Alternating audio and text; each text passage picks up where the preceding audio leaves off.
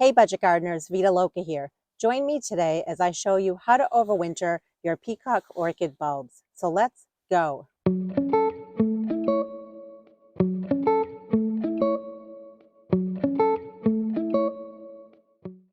Peacock orchids have a bunch of different names, but I always refer to them as peacock orchids. They are an annual here where I live in Zone 5B, New Hampshire. However, I have had these specific type of plants over winter, not in the house that I'm in right now, but another house elsewhere in New Hampshire. But given the right microclimate conditions, it is possible to overwinter the peacock orchid bulbs, but you just need to make sure that they're in a location where they are well protected from the cold winter months. In the early spring, I showed you how to pre-sprout a whole bunch of summer bulbs, including these bulbs right here. And you can see that they never made it out of their pre-sprouting container. It's okay, you know, that sometimes happens with gardening. The main thing is that the plants survived, and now it's time for me to take them out of this pre-sprouting container and prepare them for storage for the winter months. But my goal is to show you in the springtime not only how to pre-sprout them again, but then how to move them out of this type of tray and get them put either in the landscape or into pots. Now, these bulbs have been in my barn, which is right behind me, for the last probably about 3 to 4 weeks. So I'm pretty confident that the bulbs should be pretty dry because they haven't been receiving any water. Normally what you want to do is the end of summer, early fall, as the foliage is starting to die back, you want to go ahead and you want to dig up your peacock orchid corms. And then you want to make sure that you let them dry for a few days. So let's go ahead and pull out all of these peacock orchid corms out of this tray, and I'll show you what they look like. It's always good to label your plants so you know what they are. And I do have a tag here that says Peacock Orchids. So we're going to go ahead and just dump out these corms from this pre-sprouting tray. And you can see that the roots are very much intertwined in here. I'm just going to gently try to tease the roots apart, but boy, they are awfully thick.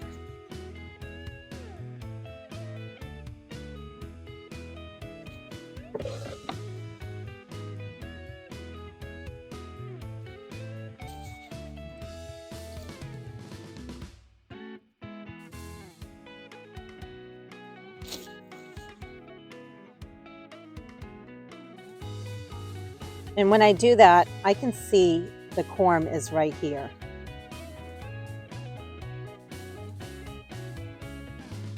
And I'm just going to remove as much of this soil as I can. And now is a great time to go ahead and divide the corms also. And you can just do that by very gently teasing them apart, like that. When it comes to the baby corms, they will not produce a blossom next year. But it's still a good idea to remove them from the mother plant and to allow them to grow next year.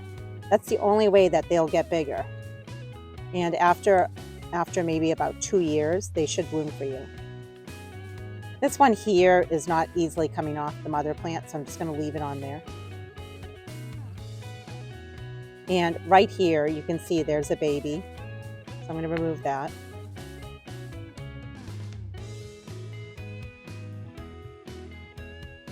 And while I'm doing this process, I can tell that the roots are actually still pretty wet.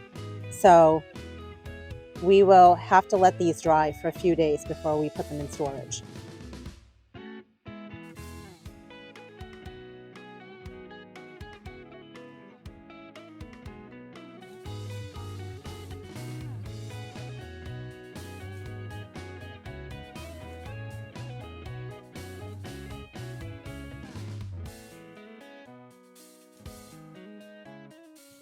Now that I've loosened most of the soil, the next thing that I want to do is I want to go ahead and cut off these green parts.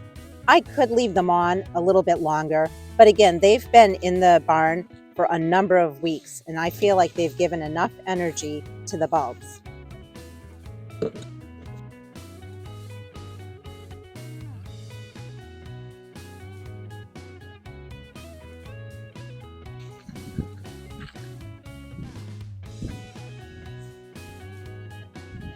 Now I'm just laying them in the tray, and I'm going to let them dry for a couple of days. I want to make sure when I'm storing them that they're not wet, because if you store wet bulbs, you increase the chances of having the bulbs rot.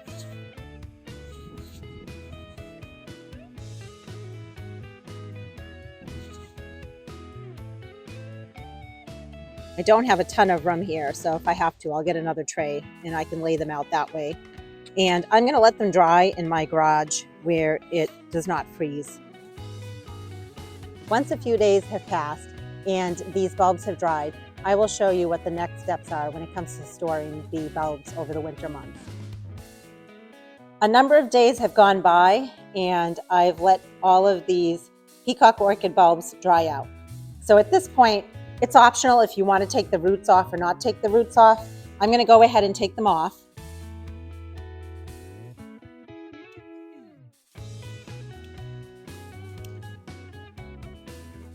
And if there is any dirt on the bottom, you just want to remove that. And same with where the stems were. At this point, I can just remove those.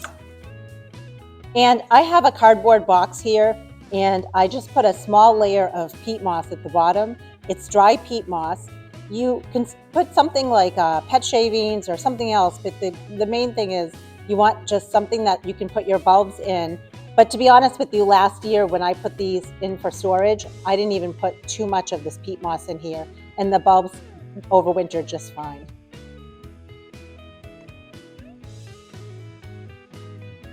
So I'm going to go ahead and just remove the roots from all of these.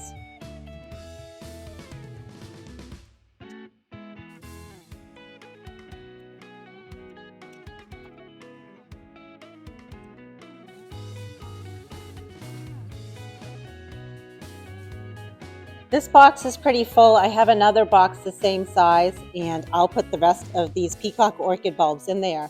Why don't I show you what I'm going to do with them next? I want to close the box, and I'll go ahead and label it with what it's called, which is Peacock Orchids. I used to have my daffodils in here, so I'm just going to cross those out.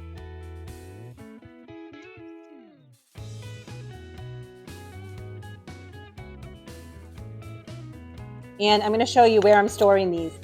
So I'm storing the bulbs in my garage. My garage stays between 40 and 50 degrees Fahrenheit during the winter months.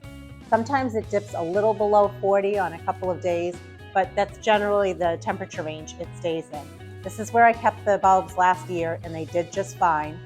And you can see I have a lot of other things stored in here. I have a whole bunch of dahlias. I have some mums that I'm overwintering. And then I also have a whole bunch of annuals that I'm overwintering. This is a great place, and I love using the shelving units as a vertical space that I can then put a whole bunch of things on. So I will definitely be giving you updates on all of these during the winter months, and then come spring, we will go ahead and we will plant those peacock orchids together. I hope you're enjoying your gardens. I hope these types of videos are inspiring you. And until the next video, make it a great day with gardening.